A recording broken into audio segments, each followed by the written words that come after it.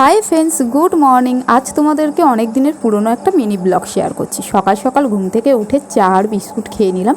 তারপরে সকাল সকাল স্নান করে পুজোটাও দিয়ে নিয়েছি। তারপরে দুপুরের লাঞ্চে ছিল মাছের ঝোল, পটল ভাজা, স্যালাড আর ভাত। তারপর লাঞ্চ করার পর একটু লেবু খাচ্ছিলাম। তারপরে খেলাম আম মাখা। যেহেতু এবছর গাছে আম নেই, কেনা আমি মাখা করে খেয়েছি।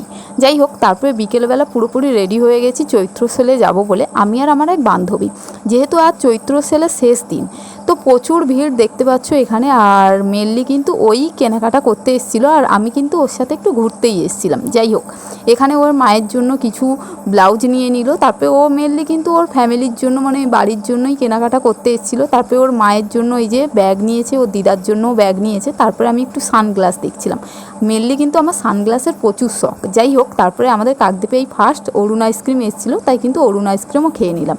তারপরে দুজনের বাড়ি চলে গেলাম, আর আমি আমার বাড়িতে এসে এই যে চাউমিন খেলাম। এটাই ছিল আজকে মিনি ব্লগ।